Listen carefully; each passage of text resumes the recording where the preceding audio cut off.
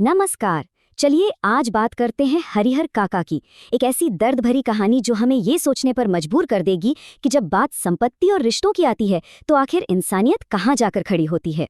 सोचिए, किसी की सिर्फ एक नज़र, बस एक नज़र ही इतना कुछ कह जाए कि कुछ बोलने की ज़रूरत ही ना पड़े।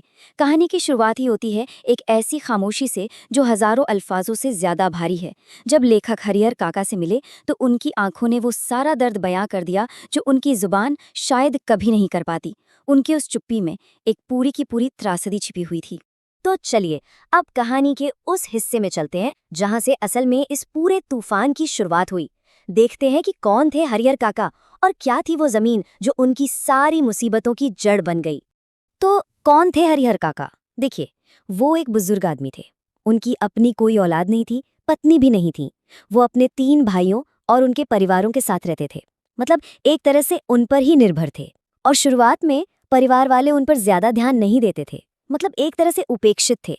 उनकी जिंदगी में प्यार और अपनेपन की एक बहुत बड़ी कमी थी। और इन सब के बीच उनके पास थी एक चीज, 15 बीघे जमीन। जी हाँ, 15 बीघे। और यही यही वो चीज थी जो इस पूरे संघर्ष का, इस पूरी कहानी का केंद्र थी। एक ऐसी संपत्ति जो उनके लिए आशीर्वाद के बजाय एक अभिशाप बन गई।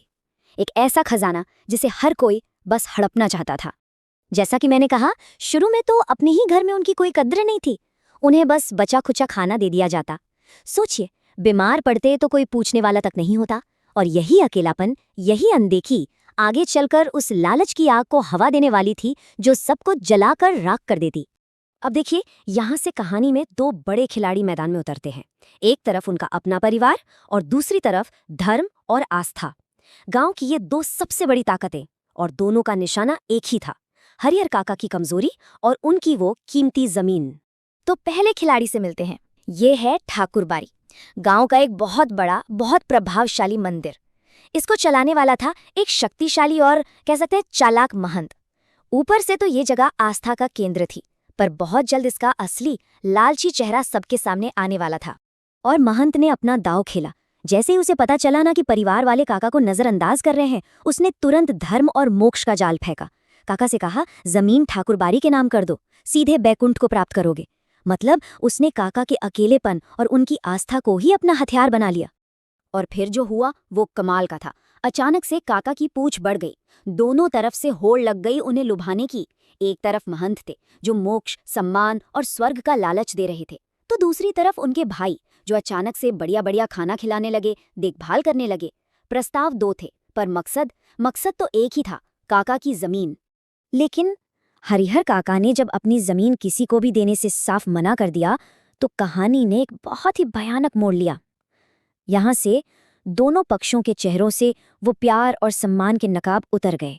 सबसे पहले महंत, जैसे ही काका ने उसका प्रस्ताव ठुकराया, उसका वो साधु वाला चोला उतर गया। जो आदमी कुछ देर पहले तक आदरणीय लग रहा था, अब वो एक लालची दरिंदा नजर आने लगा। और फिर उसने जो किया वो हैरान करने वाला था। महंत और उसके आदमियों ने काका को खेतों से ही उठवा लिया, उन्हें मंदिर के कमरे में बंद कर दिया, हाथ पैर बांध दिए, मुंह में कपड़ा ठूंस दिया और फिर जबरदस्ती सादे कागजों पर उनके अंगूठे के निशान ले लिए। साधु के भेष में ये तो डाकू निकले। जब किसी तरह काका को वहां से बचाया गया तो उन्हें लगा कि चलो अब वो अपने परिवार के साथ अपने लोगों के बीच सुरक्षित हैं। लेकिन उन्हें क्या पता था कि जिस आग से बचकर आए हैं वैसी ही आग तो उनके घर में भी लगी है। उनके अपने भाइयों का लालच भी महंत से जरा भी कम नहीं था। जी हाँ, उनके सगे भाइयों ने उनके साथ वही, बल्कि शायद उससे भी ज्यादा क्रूरता की। उन्हें पीटा, धमकाया और जबरदस्ती दूसरे कागजों पर उनके भी अंगूठे के निशान ले लिए। सोचिए, जिन पर सबसे ज्यादा भरोसा था, धोखा भी उन्हीं से मिला। तो अब हम पहुंचते हैं इस कहानी के आखिरी हिस्से पर, काका का फैसला। एक ऐसा फैसला जो बहुत दुखद है, लेकिन शायद इन हालात में उनके लिए यही एकमात्र सही रास्ता बचा था। इसके बाद क्या हुआ? पुलिस ने काका को बचाया। उन्होंने महंत और अपने भाइयों दोनों के धोखे का पर्दाफाश किया और फिर उन्हें परमानेंट पुलिस प्रोटेक्शन में रख दिया गया। मतलब वो शारीरिक रूप से तो सुरक्षित थे, पर मानसिक रूप से पूरी तरह टूट चुके थे, अपने ही घर में एक कैदी की तरह।